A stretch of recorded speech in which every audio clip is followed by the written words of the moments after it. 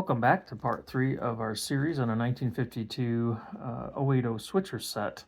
The car before us is a circus flat that is kind of the thing that caught my eye to begin with.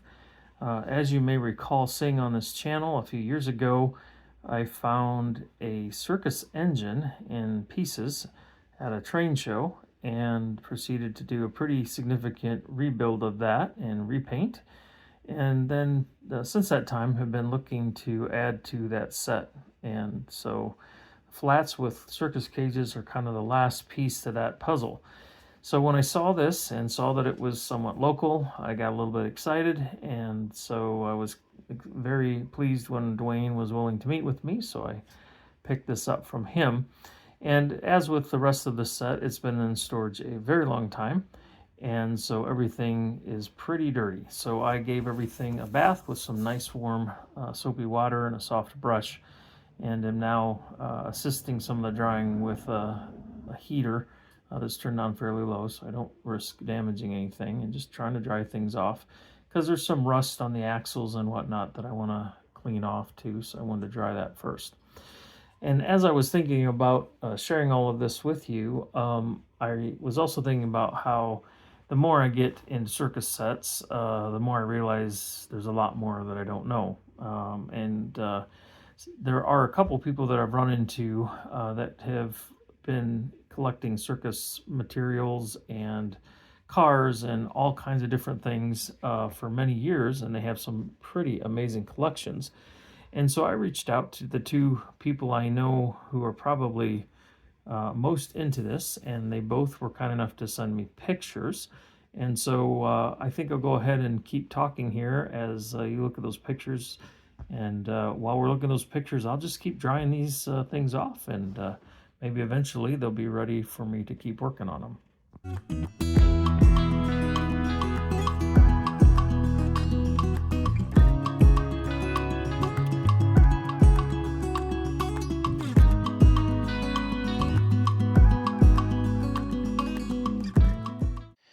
Some interesting ways to start a video on the circus train. There's so many details and a surprising amount of variation in the very short time the set was around. But for starters, let's look at the clips that were used for flat cars. The earliest ones had these metal clips, but they didn't last very long, and then they switched to this style. It's kind of a button, which you'll see on the flat cars that I have. That's how they look. But another variation then is red. These are very hard to find. And then, of course, the one that you're seeing me work on happens to be wooden, whereas the other two flats that I have are going to be metal. So colors, materials, again, this is just on the flat car. And then, like I said, the fasteners had those variations as well. So quite an interesting set of variations just in one small component of the entire overall set. If you're on the hunt for a red flat, just know that those are super, super hard to come by. I talked to one collector who actively searches for red flat cars. He says that in the last several years, he's only seen one come up for sale on eBay, and he's actually only sold one out of his collection in the past several years. They're just that hard to come by that collectors really aren't interested in parting with them. So just bear that in mind if you come across one. First of all, you want to check and see if it's a repaint. And unfortunately, I'm not sure how you know that. But I'm sure with a little bit of digging you could figure that out. But that's the first question. Then the second question is, if it isn't a repaint, can you afford it? They are expensive, north of $1,000 as of fall of 2024. Okay, so there you have it, some variation on flat cars. Let's take a look at the passenger cars next.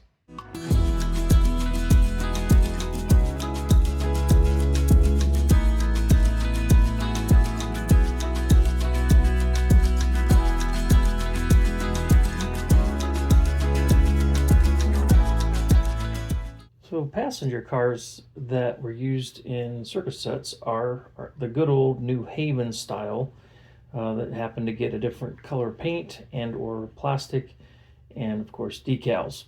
So if you're familiar with the New Haven car at all, you'll recognize what base they used for these cars.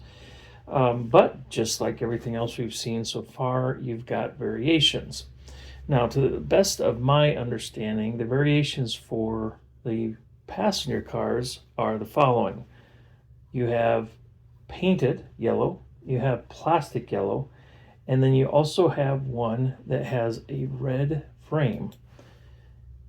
Now, the red frame is one that I haven't seen in person, but obviously I'm sure is an extremely rare variation, which again, I guess is part of the appeal of this particular set or genre of American Flyer.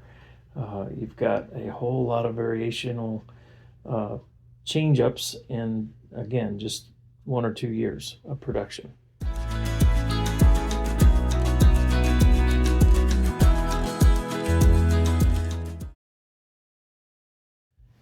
So this next part is one of the parts of circus sets that leaves me a little bit cross-eyed, and that has to do with the cages, the tractors, and the animals, and all the colors and variations. Again, I am just scratching the surface, but some of what I've heard or come to understand is that all of these components actually originated with a company that made them for the tops of birthday cakes. And Flyer brought them in and then ended up buying the tooling to make them in-house. But it's kind of interesting. And I think because of that fact, the fact that they're pretty brittle, and they're a little bit of a niche, there just aren't that many around. And so, again, it just makes the collecting aspect of this all the more remarkable. But here's an excerpt from, I believe, a Greenberg collector's book.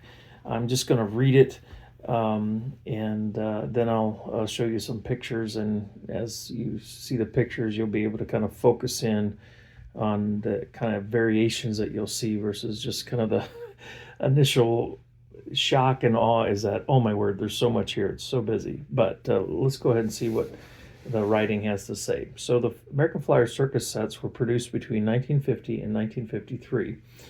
On the flat cars, there would be 2 wagons and 1 tractor trailer, and the earliest tractors were red, but soon they were replaced by a green version. There are also light blue and yellow versions that have been seen or are reported. The tires for these trucks were found to come in green, red, blue, black, cream, and reddish brown. Okay, so that's just the tractors. Now let's switch to the animals. So the first animals that were produced came out in a dark yellow. Then a lighter yellow plastic followed the first generation. Then later animals came out in either red or light blue. Okay, so you've got those 4 different colors of animals. And now let's go to the cages. The cages had sides that came in either green, yellow, red, or blue. And then the frames and roofs came in either red, blue, yellow, green, or light blue. Okay, and you never had the same frame as you had the sides. So whenever you see a cage, you're going to see that it's a mixture of colors. But there is a set pattern to what colors go with what. But that's not all. The wheels for the cages were also available in green, yellow, red, blue, and white. Early cages have green wheels with either blue sides and red frames and green roofs, or red sides, blue frames, and yellow roofs. Each cage contains 1 animal, and the animals are of the following variations: a standing bear, a standing male lion, an upright gorilla, a rhinoceros, a pelican, a zebra, a female lion, and or a camel. Okay, and again, those animals may be present in the different colors depending on which generation they were. So as you can see, this quickly becomes a little bit difficult to keep up with because of all the variations.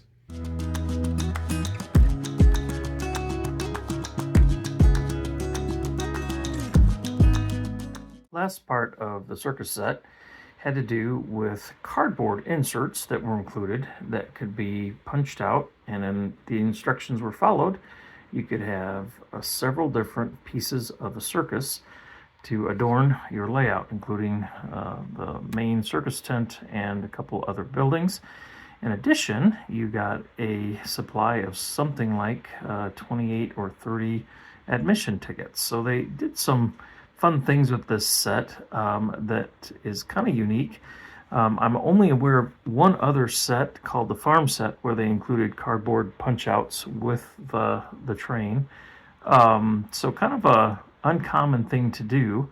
And again, as we've said already, in addition to all the variations in the short years this was made, you also have cardboard pieces, which, as you might imagine, tended to come up missing. And so if they are found at all, that's remarkable. And if they're found in the original unpunched out state, that is even more incredible, which you'll see here are some pictures of what that looks like.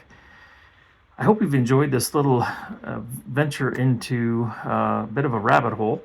And I know there are many other resources and conversations and documents and videos that have been done on this particular set from American Flyer.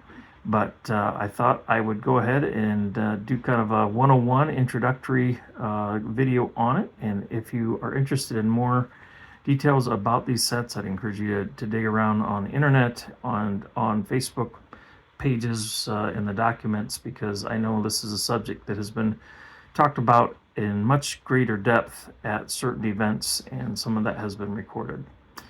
So I hope you've enjoyed this. Thanks so much for stopping in, and until next time, enjoy those American Flyer trains. We'll see you. God bless.